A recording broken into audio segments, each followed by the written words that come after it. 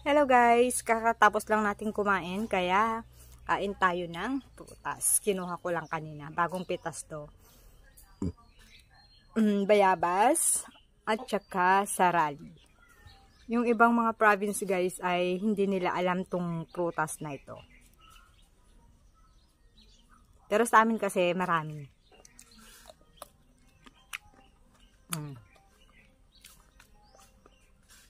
Pag ganito, kinakain ko, pag pulang-pula siya, matamis.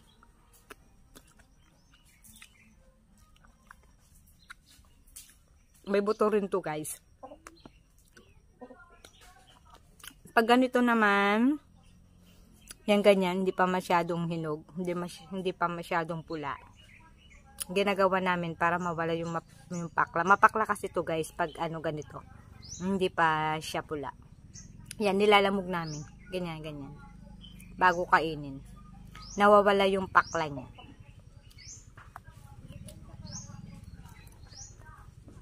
Ganyan yung loob niya.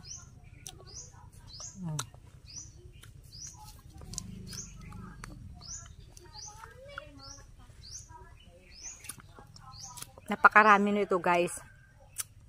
Sa ano namin. Dun sa baba. Ang dami niyang bunga. Kaya lang, konti pa lang yung ano, yung hinog.